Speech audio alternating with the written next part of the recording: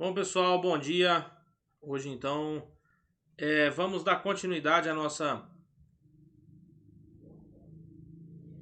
nosso atendimento inicial ao politraumatizado. Na aula passada nós falamos sobre a parte ventilatória, o manejo ventilatório do paciente, e hoje nós vamos começar aqui com o manejo circulatório. Ok? O manejo circulatório, nessa parte do atendimento inicial ao politraumatizado, ele gira em torno de algumas diretrizes, né? Falando de ATLS, de PH-TLS, da parte quando a gente fala de reposição volêmica, Ok.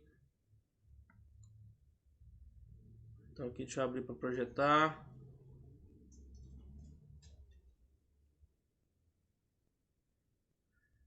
Beleza, vamos lá então. Então falamos da letra A, né? Restrição de movimento de coluna ou estabilização de coluna cervical, impermeabilidade de vias aéreas. Letra B, onde a gente cita o manejo ventilatório do paciente. E hoje a letra C, onde a gente começa a falar do manejo circulatório no paciente de trauma. Bom, falando então de circulação, eu falo do manejo circulatório, entre isso eu abranjo também o controle da hemorragia. Lembrando que esse controle de hemorragia lá no PHTLS, que é o manejo pré-hospitalar, eu consigo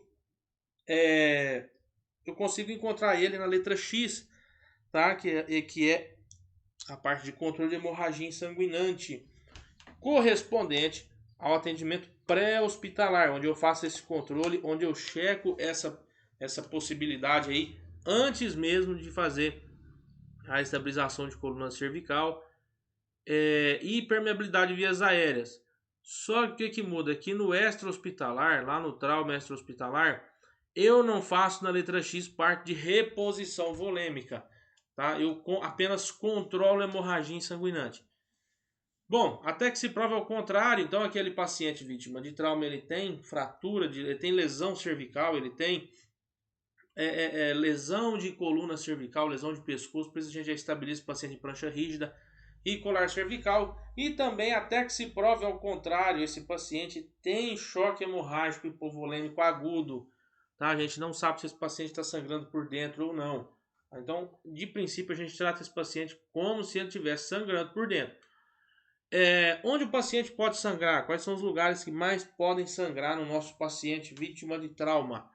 Primeiramente, abdômen, né? Aí entra ali abdômen, pelve, né? Depois vem tórax e fratura de ossos longos. Ah, mas fratura de ossos longos, sim. Ossos longos como fêmur, né? Rico ali em questão de medula óssea. Então são lugares que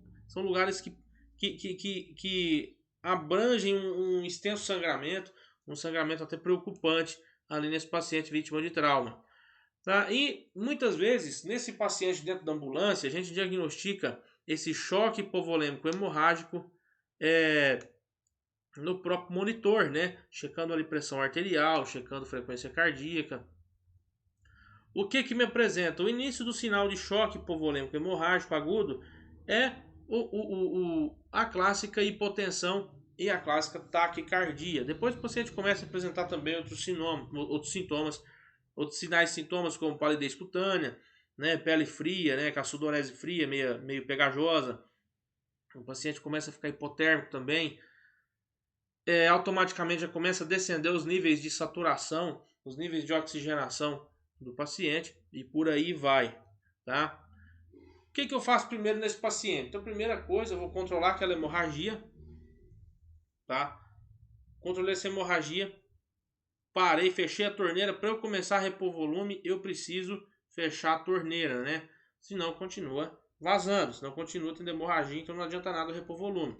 Primeira coisa, então, eu vou na entrada mesmo, esse paciente simultaneamente, as outras letras ali, eu já consigo fazer essa contenção de hemorragia e eu permeio um acesso venoso, né? Posso permear um ou dois acessos, acesso de preferência, acesso calibroso, tá? Acesso venoso periférico. Se o periférico não for possível, se eu não consigo a possibilidade desse acesso periférico, eu parto pro intraósseo, tá bom? Ou posso fazer também a dissecção de safena.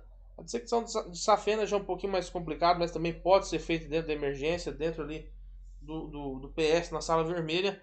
Ou o acesso venoso central, o acesso intraósseo, tá? O intraósseo também eu posso fazer ele dentro do pronto-socorro. Então eu tenho a possibilidade de acesso venoso, o periférico, o acesso central, onde eu posso pegar questão de jugular, o acesso jugular, eu posso pegar acesso subclávio, tá? Posso pegar também na dissecção de safena ou na punção intraóssea. A punção intraóssea geralmente na criança, no pacientinho pediátrico, a gente consegue fazer até com um catéter ali, com aquela parte, aquele guia de metal do Gelco, né? A gente consegue fazer ali com 22, 23, consegue ali fazer ali na parte ali, na epífise proximal da tíbia, né? Na cara medial, tá? A gente consegue fazer. E no paciente pediátrico, muda aqui. Se eu não conseguir pegar o periférico, eu já parto para o central. Eu não fico perdendo. Eu já parto para o intraósseo. Eu não fico perdendo tempo com o central, com a secção de safena. Tá? Então eu já parto para o intraósseo. Então a primeira coisa, tentei fazer o periférico. O periférico não deu. Vou pro intraósseo. Vamos lá. E aí eu vou repor volume. Como eu vou repor volume no meu paciente? Eu posso lá botar 2, 3 litros da torta direita? Não, eu tenho critério para fazer isso. O critério é que no adulto eu faço 1 litro de cristalóide, né, aquecido. Esse cristalóide tem que estar aquecido pelo menos a 39 graus. Cristalóide, posso usar ali soro fisiológico, posso usar ali o lactato de Ringer, tá? Então, no adulto eu faço 1 litro de ataque. 1 litro de ataque na criança, 20 ml de cristalóide por quilo de peso. Então, se a criança tem ali os seus 10 quilos, vou fazer 200 ml, tá bom? Funciona mais ou menos assim. 5 quilos, vou fazer 100 ml. E aí eu vou avaliando a resposta que esse paciente vai apresentando. Se o paciente vai apresentando melhora na parte circulatória ou não, tá bom? Então, eu começo a avaliar sinais vitais, se a pressão do meu paciente subiu, melhorou a frequência cardíaca, melhorou um pouquinho a temperatura depois desse soro aquecido, se melhorou a saturação. E aí eu vou avaliando essa resposta. Se o meu paciente não dá resposta positiva frente a essa hidratação no cristalóide ou nesse volume, esse volume paralelo que eu vou passar para ele, aí eu parto para a reposição sanguínea, eu passo para a transfusão sanguínea. A transfusão, eu posso citar uma transfusão com com 2 concentrados ou a transfusão massiva, né? A transfusão massiva ali é onde eu já vou ali para um valor ali pelo menos de 10 volumes ali por 24 horas, né? Ou de 4 volumes por hora, tá? Vai depender do teu paciente ali o quanto vai precisar. E eu tenho uma estimativa de perda volêmica, uma tabela que me indica o quanto esse paciente, em qual escala esse paciente está. Se ele tem uma estimativa de 1, 2, 3 ou 4, tá? O paciente que tem uma estimativa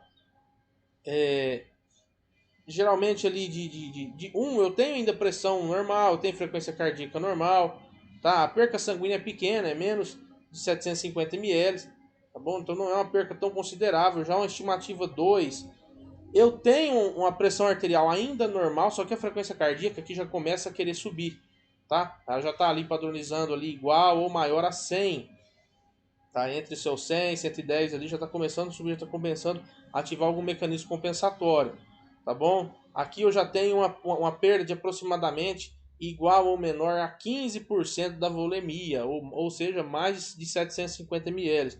Entre 750 ml e 1 litro e 400, 1 litro e 450 ali. Já quando eu tenho essa estimativa em grau 3, é onde eu já tenho a pressão arterial já sendo alterada, a pressão arterial diminuída, tá? Eu tenho esse paciente já taquicárdico, esse paciente com frequência cardíaca igual ou maior a 120. A perda volêmica já foi maior do que 1,5 litro de fluido. Já houve ali uma perda volêmica de maior de 30% desse paciente. E quando eu tenho já esse estágio 4, a estimativa de grau 4, eu tenho já sinais de choque aqui eminentes. Eu tenho pressão arterial baixa, eu tenho frequência cardíaca alta, eu tenho uma perda grandemente significativa, porque já é uma perda de mais de 2 litros de sangue, tá? Igual maior a 40% da volemia do paciente. Então é quando o pessoal de resgate chega e refere para você, ó, tinha uma poça de sangue na cena do trauma. Então você começa a ver a parte de sinais vitais, o paciente está todo descompensado, tá bom? E a diurese, eu preciso, mandei volume para dentro, eu preciso controlar o quanto volume está saindo, né? E o fisiológico é sair pela diurese ali na sala de emergência ali. Então o adulto ele tem que perder pelo menos meio ml por quilo por hora, tá?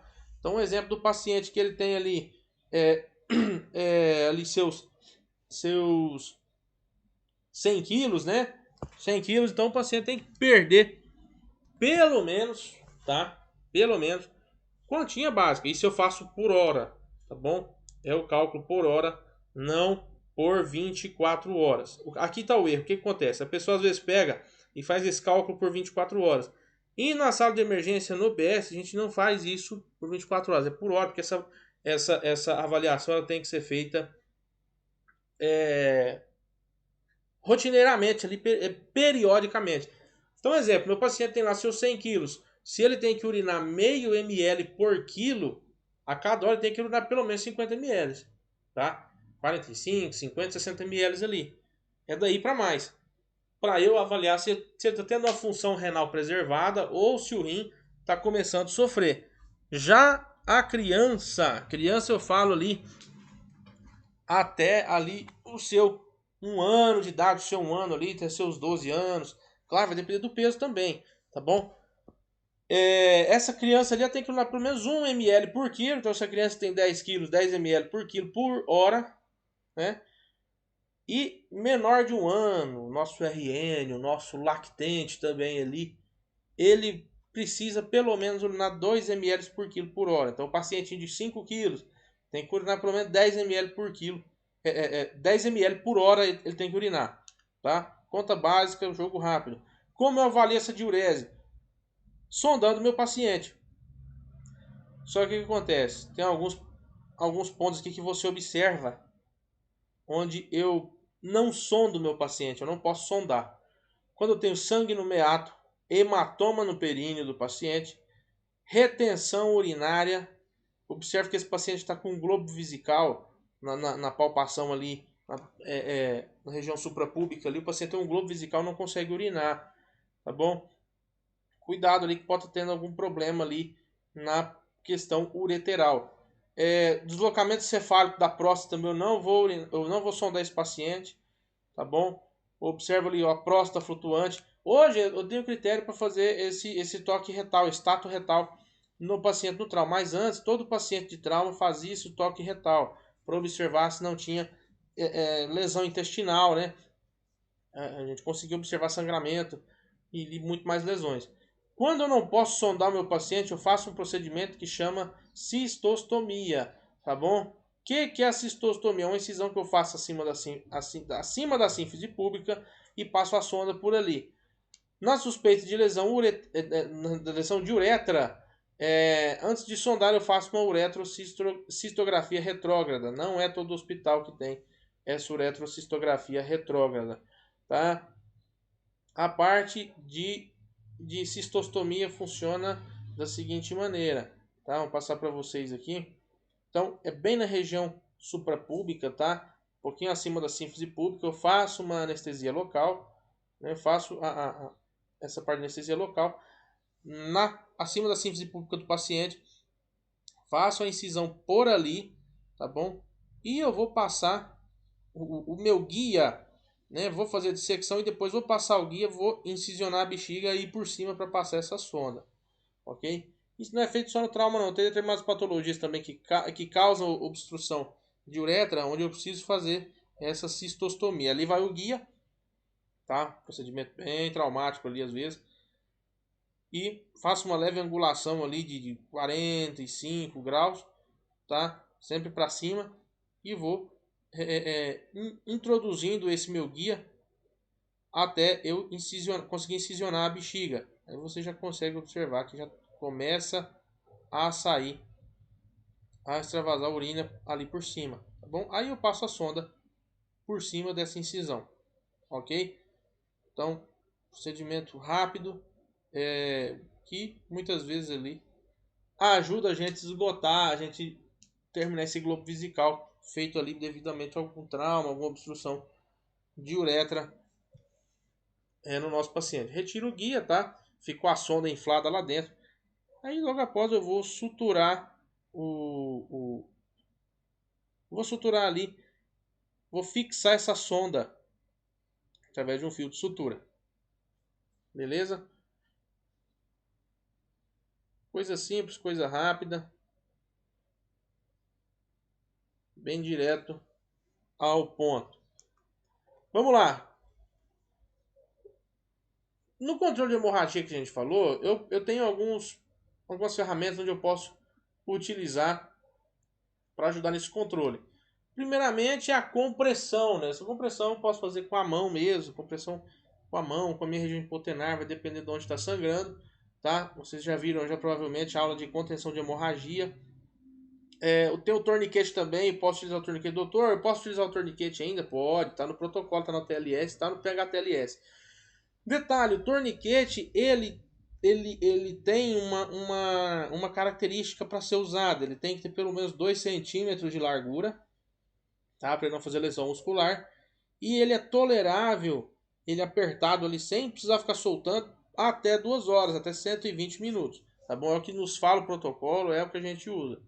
Tá? E geralmente quando essa hemorragia ela tá grande, ela tá ali dentro de saco pericárdico, faça a toracotomia de reanimação para esvaziar o pericárdio do paciente, tá bom? A fim ali de resolver um possível tamponamento cardíaco. Quanto também é indicada a toracotomia de reanimação no paciente que vítima de trauma penetrante que cursa com parada cardiorrespiratória, tá? Qual ritmo? Tem que ser atividade elétrica sem pulso. E esse paciente tem sinais vitais, sinais de vida. Tá bom? Ele tem pupila reagente, ele tem movimento espontâneo. Tá? Tem atividade organizada no eletrocardiograma. Então esse paciente parou com atividade elétrica sem pulso.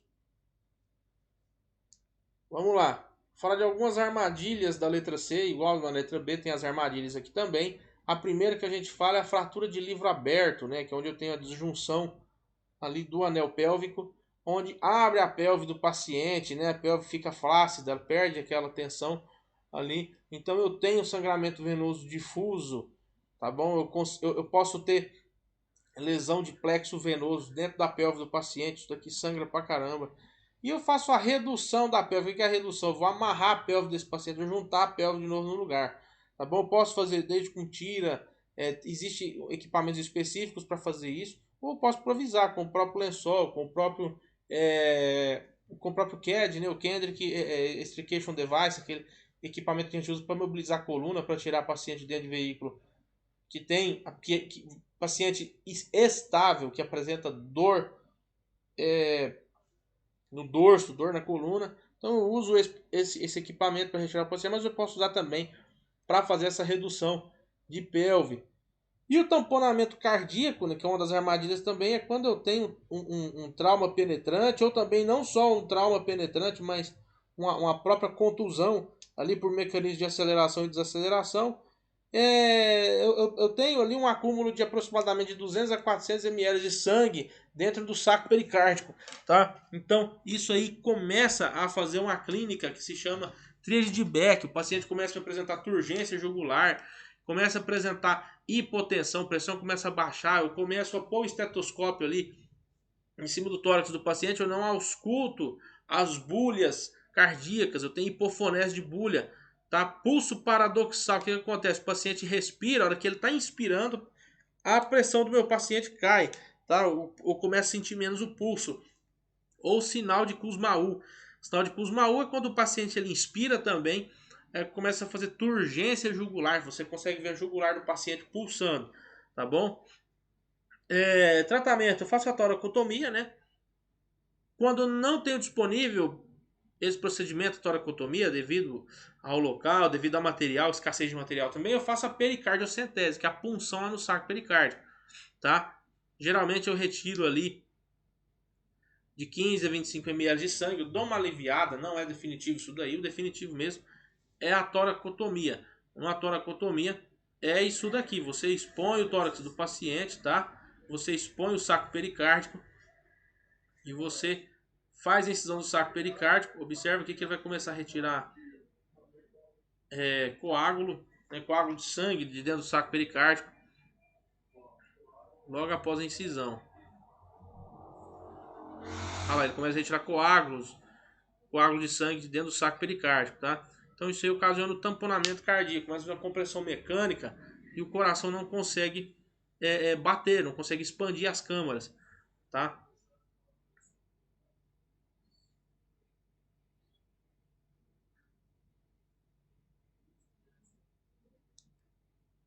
Ok, pessoal? Então, nós vimos aqui o manejo circulatório desse nosso paciente. Beleza? Vai ficar para a próxima aula, então, a gente falar sobre a questão do manejo neurológico do paciente, exposição do paciente e controle de temperatura, tá? Controle de hipotermia, ok?